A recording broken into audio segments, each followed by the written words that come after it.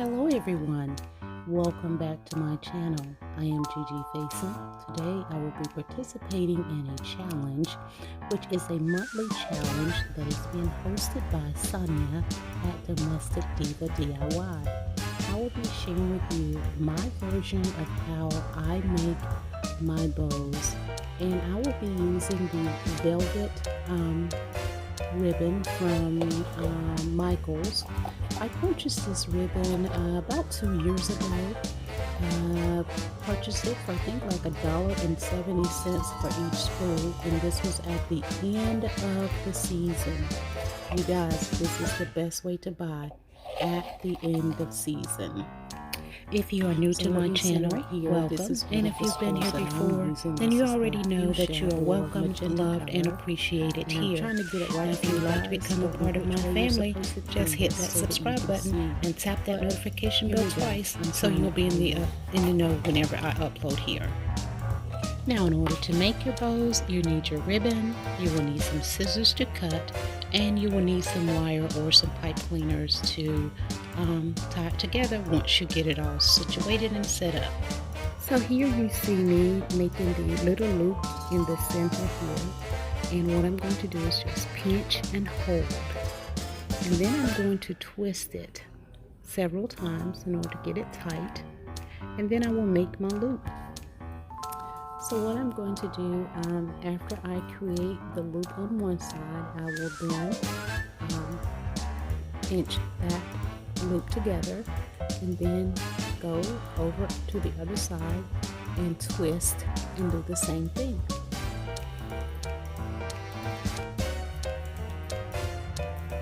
So what you see me doing here is just twisting my loop.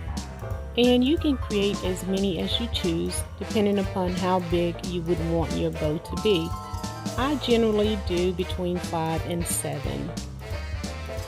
So what I'm doing here is using my measuring tape just to see the loops, make sure that I get them at the same length on both sides. But generally I just eyeball mine to make sure that it is the same.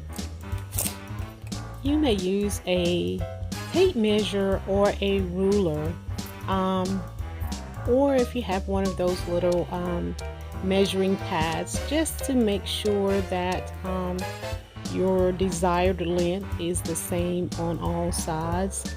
I pretty much just eyeball mine and go from there, but your way, your bow, your style.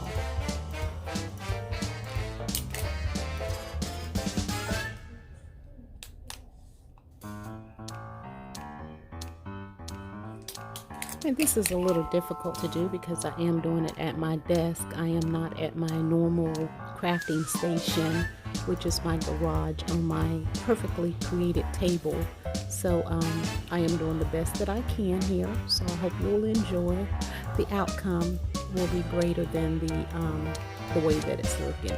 But once I get all my loops together, I will take some of the wire and just tie it in the center, squeeze it tight, twist it around several times to make sure that the hold is good.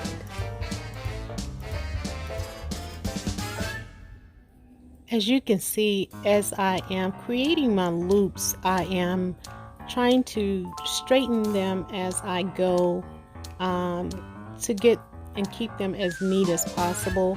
But once I am done, I will certainly go and fluff and pull and position them in the way in which I desire them to be. But I just try to keep it neat as I go.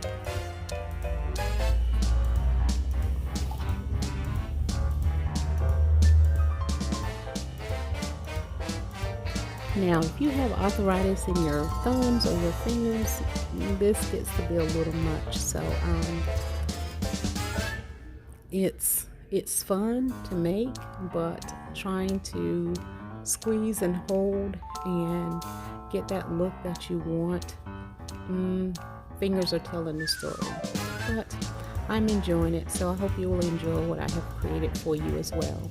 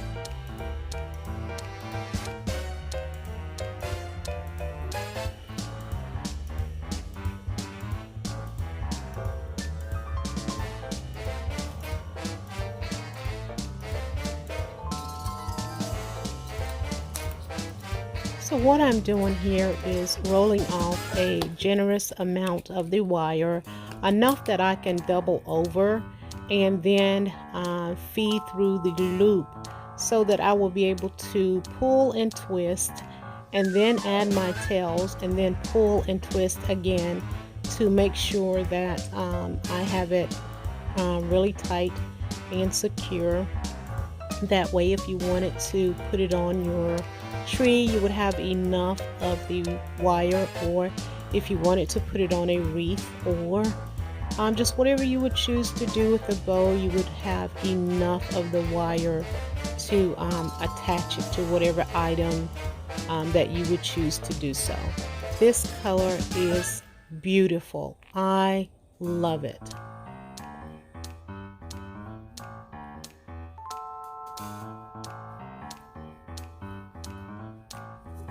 So as you see now, it looks a little rough. However, once you fluff out the loops and maybe stuff it with some paper towels or tissue just to have the loops to hold their shape, they will be perfectly fine. So I'm cutting it off here from the skull, and I'm going to make my tails here, and we will see what it's going to look like.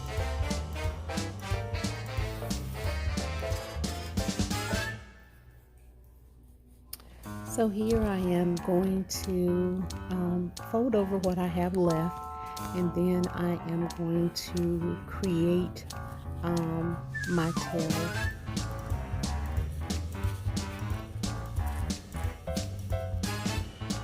I'm sorry, here I had to go out of frame to lay it on my desk so that I could get a better pull and twist onto it.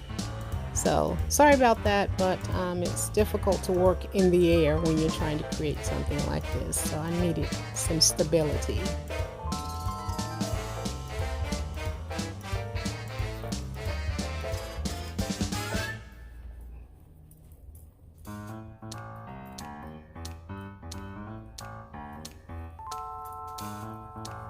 As you can see here, I start from the bottom and pull from side to side and fluff until I get the desired look of what I would want my bow to look like. I want it to be nice and full and fluffy, and I will stuff it with some tissue or paper towels or something just to help it hold its shape.